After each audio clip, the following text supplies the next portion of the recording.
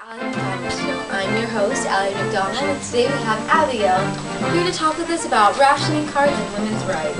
Thank you. I'm excited to be on the show. I'm so glad you could make it. So tell us, Abigail, what is a rationing card? Well, during World War II, you could not just walk into a store and buy whatever you wanted. Items and supplies like food, gasoline, shoes, nylon, any stuff like that, it was rationed so that everyone got the fair amount. It was the only way they could make sure that everyone was getting what they needed to survive. Yeah. So that's how that worked. Okay, how does it exactly work though with the rationing cards? On the rationing cards, it would say like a certain amount of points that you could have for each item. So like maybe for like a family, they would have 50 points for shoes, and then once they got above that 50 points or like to the maximum, they couldn't buy any more shoes until like they got new rationing cards. Interesting. Oh, and over 8,000 rationing groups or like committees were set up to make sure that it was everyone in one should do that. And did it work? Did the concept work? Yes, it did. It worked. So Good. And you're here talking about women's rights as well. Oh, yes. Correct? So tell us about that. What did it open up the world? The war? Did it open up new job opportunities? yes. Women in World War II, like when the war started, since all the men left, they left lots of jobs open up for women. So women now had chances to be pilots and architects and engineers and things like that. Like they just had more opportunities. So it really put us out there. It started women's rights like movements and stuff like that. People recognized us. Exciting. That is good. Now Abigail is going to tell us about the Zoot Suit riots. Well, the Zoot Suit riots were a series of riots that happened in Los Angeles during World War II, and what they were is the Mexican-American youth gangs would attack soldiers and sailors that were in the area, like coming and going out, like just doing whatever they would do. They would attack them and rip their suits off and their clothes and burn them in the streets. So the government finally had to intervene and tell, like, Los Angeles was closed off to any military personnel. Like, any military people weren't allowed to go there anymore. Oh, I can see why. It's very dangerous. Well, we'll be right back after this short commercial break. Welcome back to the Allie McDonald Show. I'm your host, Allie McDonald, and now we have Peggy Sue talking with us about the Japanese internment camps. So tell us about those, Peggy. Well, about 2 months after the Japanese attacked Pearl Harbor, President Roosevelt signed a law that made it so all the Japanese Americans had to move into internment camps. And what went on in those camps? Well, it was just kind of like a Japanese community. So there was still school and all the normal stuff, but it was just kind of a place where the U.S. could keep an eye on the Japanese.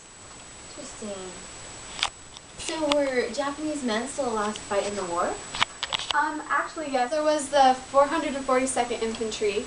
That was one of the most recognized infantry. So yeah, men were able to fight in the war. And it was all Japanese men? Yes, it was all Japanese men. That is awesome. Well, thank you, Peggy Sue. Thank you.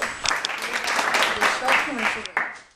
Welcome back to the Allie McDonald Show. I'm your host, Allie McDonald, and now we have Norma Jean here to talk to us about entertainment. So how did the American people get through such a hard and depressing time? Well, it was very difficult for the Americans because all the men were out in war and people were constantly just worrying about them. And so they had to find a way to get away from all that. And so one of the things was the movies that were coming out. So many people would go to the cinemas and watch the movies, and there were lots of famous actors and actresses that came out in that time. And some of them were John Wayne, Ava Gardner, Lana Turner, and also Clark Gable, Judy Garland, Fred Astaire. lots. And Fred Astaire, he was a big. good dancer. Big. And there were lots of singers too in the music. There was Frank Sinatra, Bing Crosby. That's interesting. So, a lot of people, did they all go to the cinemas, or was there a way that they could get that information or watch them? Well, in the 40s, they didn't have TV, so what they had were these huge like radio things in a way, and they would hear. That was their source of entertainment, really, in their homes. They would listen to what was going on in the war, political arguments, and they would hear the music that way. And also baseball games. Baseball games were very big back then. And they were going to cancel them because all the men were out in the war. But President Roosevelt said that no, they need to keep them so the Americans would have a way to come together and have fun. Still have fun. A distraction. Yes, a distraction. Yeah. And fun fact, you know the seventh inning stretch in baseball games where they play a little song?